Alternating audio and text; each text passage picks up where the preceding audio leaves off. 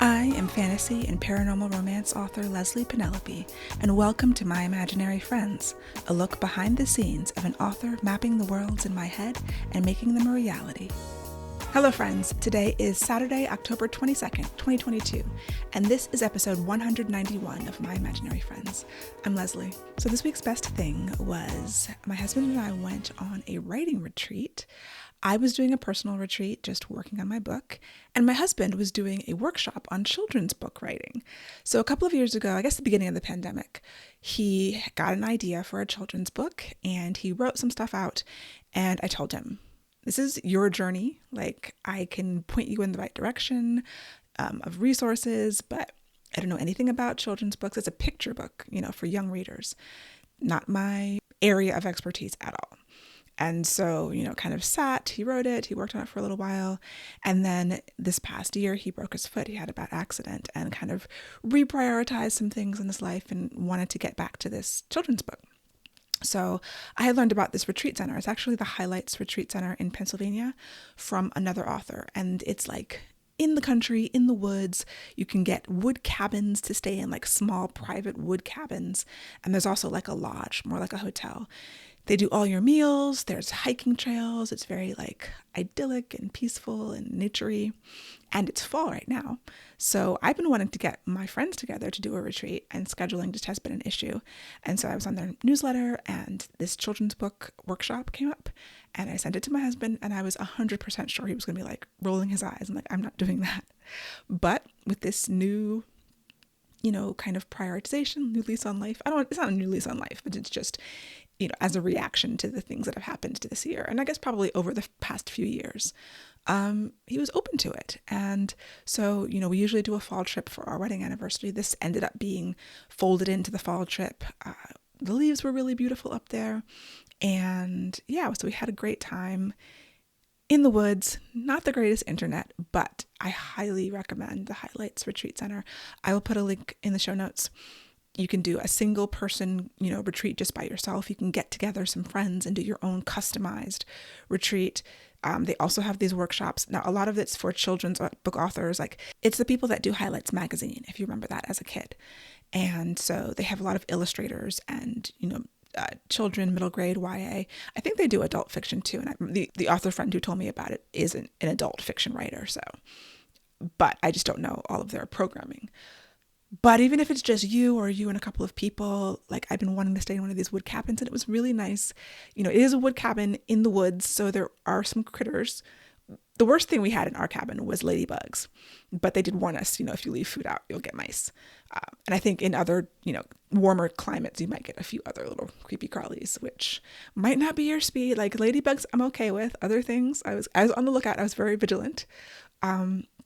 But there are the others. There's like a farmhouse and the lodge kind of hotel style, which I think has fewer opportunities for critters. Unlimited tea, which is very important to me when I'm at a writing retreat. I brought a big bag of my own tea, which I bring everywhere that I travel. There's lots of tea bags, but I didn't need to use them. They had good tea, they had good food, 3 meals a day. I can't speak highly enough about it. I got a lot of work done. My husband's workshop was very intense. It was like 3 sessions a day. So they were going from like 9 a.m. to 9 p.m. But it was only like 2.5 days. So they kind of crammed in a week-long workshop into 2.5 days. And during all those times, I was like, well, he's working, I'm working. So I was getting stuff done. So yes, that was definitely this week's best thing. I was working on Beastly Kingdom, of course, and making good progress. I did rewrite the beginning, but after the first 3 chapters, I've gotten back into a point where I can look at what I wrote before and revise it. So that's what I'm doing now. It's not going super fast, but since it is revising the fast draft that I already had, at least up until the midpoint, that's always slower work. And then once I get to a better place where I feel like I'm more grounded in the story, then I'm going to finish fast drafting. Normally, I would do the entire fast draft before any kind of revision. But for this one, I just really did feel like I was changing so much at the beginning, and it's been so long that I wanted a good, clean version of the beginning that I could review and then, figure out. And like I said last week, I'd fast drafted the first half already, so I didn't need to redo that. I will need to figure out how it ends. But I've gotten so many new ideas. So I'm feeling, cautiously optimistic about it. I kind of want someone to read the first few chapters and tell me if they're boring, because I'm finding that these two characters are a little bit more internal monologue-y than my characters tend to be. And that's just how they're coming out. I was looking at this chapter. I'm like, what actually happened in this chapter? Like, it's basically they wake up and go to breakfast, and there's a lot of internal, interpersonal conflict happening and sort of setting the stage for what's to come. I'm a little bit unsure about the opening. And, there's a certain stage when all of your writer friends are on their own deadlines and they're all super busy, and you're like, oh, I need someone to critique this, or, not even beta read because it's just a few chapters. I really need someone to look at this, and you kind of run out of people. So I have to find some people to look at these chapters and give me some feedback on them. And then, keep moving forward, keep going, and get it done. But so far so good. And kind of having that time where I don't have to worry about the dogs, the cats, dishes, cooking, any of that stuff. Just get up, go, I pick up the food and eat it, and then go to lunch, pick up the food that is there, eat it. Like, that can't be overstated. And there were people from all over the country who had flown in. It is sort of like in the middle of nowhere, like not super close to any airport, but still, once you get there, you'll have all of the time in the world to write. So hopefully I can get my friends to do a group retreat out there in the spring maybe, and I'm definitely going back. I had a wonderful time. So this book that I'm writing in the series, I envisioned it as paranormal romance, and it is to a certain extent, although I do see a lot of people calling it fantasy romance, which makes sense. And you might ask, what is the difference between fantasy and paranormal romance? And I think the difference is sort of between fantasy and urban fantasy / paranormal romance, and it depends how much romance is in the book as to whether it's urban fantasy or paranormal romance. But it is a version of our world, a version of San Francisco, slightly in the future, but people shift into animals. So that's why I wanted it to be paranormal romance, because they are shifters. But of course, what I wrote is probably better classified as fantasy romance because it has a lot more world building than PNR, paranormal romance, generally has. And as I was working on this, and because there were several days that I actually had to pull back from writing and be like, I don't know enough about this world in order to continue. I did the world building only as much as I needed, since Savage City Book 1 went through so many iterations and I worked on it for so many years. There was a lot of world building that had been done. Some of it had been discarded. Some of it you just see glimpses of in the book. But the entirety of Book 1 takes place in the Namali territory, which is Namali are one of the clans. There's two different clans, Namali and Fae. And this book, the lead character is a Fae, and some of it takes place in the Fae world, in their homeland, their section of the city. And, I went into this book not really knowing much about how their society worked. I knew basic things. I knew that the differences between them and the Namali, who are more high tech. They're much more like conservationists, back to nature. But I had to sit down and figure out, okay, economics, currency. Do they have currency? Are they bartering? Like, what is that system? The government system, I knew just the bare minimum. What jobs do people have? Like, what do they eat? How do they get their clothes? Where does the fabric come from that their clothes are made of? Because this is a post-apocalyptic world. Things like that I had sketched out for, the Namali when I was doing their book. And we start in Fae territory, we move back and forth, I think, at the moment. So yeah, a lot of that world building had to happen. Then I had to go back into history and just refresh myself and fill in some of the gaps I had on the history of the world and of these two clans. And all of that had to happen before I could move forward, because these things, they inform the actions and the personalities, if not the personalities, the circumstances around which people have grown up, and then kind of their worldview, things like that, religion. I haven't delved too much deeper into the religion yet. But yeah, a lot of world building had to happen. And so my goal has been trying not to overcomplicate it. So back to paranormal versus fantasy. Fantasy has a lot more detailed world building than PNR, because fantasy readers expect it / require it or want it. And PNR readers generally don't. And it reminded me of when I took Becca Syme's Write Better Faster class several years ago. And back then, everyone got a one-on-one with Becca, who is just amazing, and anything she does, I think, is great. But yeah, she told me way back when, during our one-on-one, when I was kind of explaining the issues I was having, and I can't remember what book I was working on. It might have been Savage City at that point, like the previous version of it. And at one point she was like, Leslie, do you have to write paranormal romance? And I was like, what? And she's like, you do really well with fantasy. You've gotten, like the front of the book of my fantasy books is like a masterclass in fantasy world building, which is what I love to do. I love world building. And she was like, paranormal romance readers don't need all of that world building. Fantasy readers do. Like, can you just write fantasy? Can you stick with that? And I was like, can I? I was thinking to myself. And I took that in and I agreed with her that she was right. And then I decided I was going to write paranormal romance anyway, or I was going to try to. And so it's no surprise that I ended up writing a fantasy romance instead, when what I was trying to do was something different. And now I just have to live with that decision and take my lumps, because I like the world that I've created, but it is getting complicated, and it was always complicated. I mean, I talked about this when I was drafting the first book, and I was trying to simplify it, and it just kept getting complicated. And I don't know if I'll ever learn to actually lean into the things that I'm good at and stop fighting against it. I feel like I'm fighting windmills all the time. That is just some of what I've been dealing with. Another thing I've been dealing with is the diversity issue, and specifically a thing that bothered me personally. Not bothered me, but I thought about in terms of the new Rings of Power, the Lord of the Rings series, which has all this diversity, which I'm not mad at the diversity. I'm just confused. Like when you take the Harfoots, and if you haven't watched it, Harfoots are like Hobbit-esque people. They're like predecessors to Hobbits, small, pointy-eared, big-feeted people.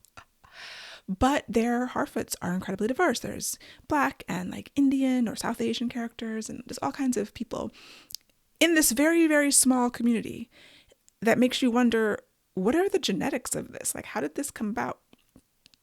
And even, the Black elves, I think there's only one Black elf I remember seeing on screen, the main guy. Did he come from a bunch of Black elves? I assume his parents were. I mean, in real life, the actor is Puerto Rican, so whatever that analog is going to be in this new world they've created. They have the woman, the Queen Regent, who is Black or biracial. And I think it's great. I want people from all different walks of life to have jobs and to be on television and in films and working actors. And I think it's lovely. And to be on screen for all of us to enjoy. But I would really like for it to make more sense than it does. So we have the island of Numenor, which is an island of men, and it was gifted to the men by the elves because of their service. Where did the Black people come from? Where did the obviously like Pacific Islander actors come from, and how did those genetics work?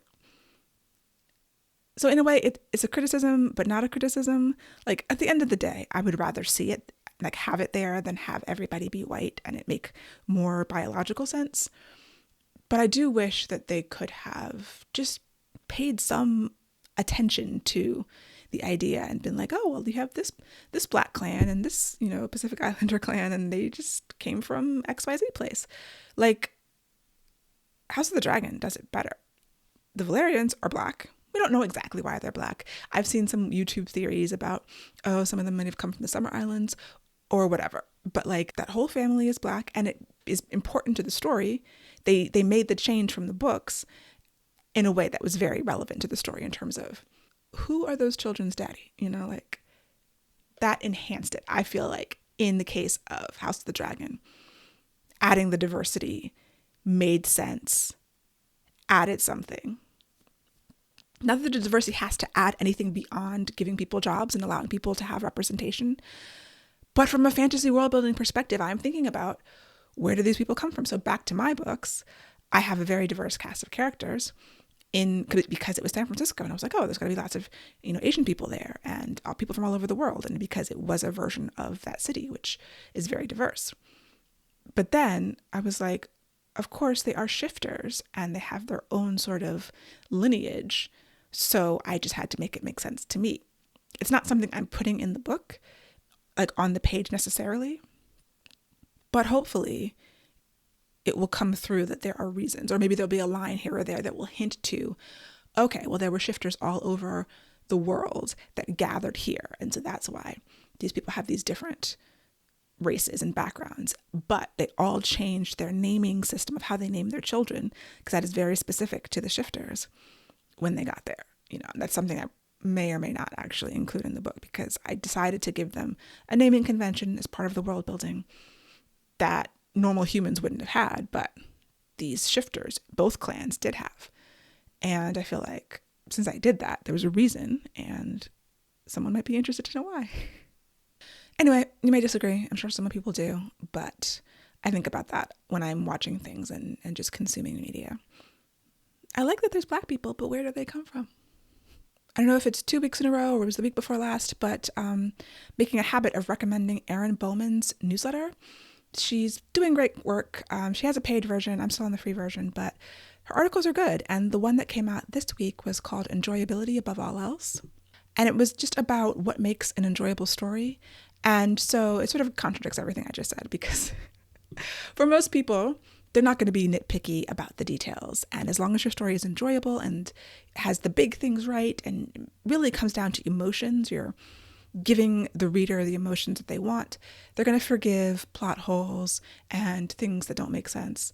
And in a way, like, I forgive the plot holes. Like, I didn't like Rings of Power, not because of that issue. Like, there were other things I had problems with that maybe not like the show as much as I could have. But once again, I have pet peeves. I have things that really bug me. And I can like silo them and say, okay, these are things I wish had been done better, but I really did enjoy the story and the characters, and I got a lot of enjoyment out of the overall, everything else working together as a whole. And so, yeah, that's just a thing to remember. I thought it was a good article about that. Another great post that I found somewhere, I can't remember now, but it's a really old one from author Stephanie Perkins, and it's about love lists. And just when she talks about when she writes a new project, she begins a list called What I Love About the Story, and writing down the things that spark her. And I do something sort of similar. It's kind of like, why do I want to write this story? What I do is more what I'm trying to say, what I'm hoping that the story will do, why I think it's important to tell, not so much the things I love and the elements that I think that I'm really excited to write. I think this might be a good exercise to do in addition to what I already do, which is sort of my vision statement about the novel, is just, there's going to be things that I love in it. So I'll link to that as well. In organizational news, I've been redoing a bunch of my systems, or trying out different ways to be more productive.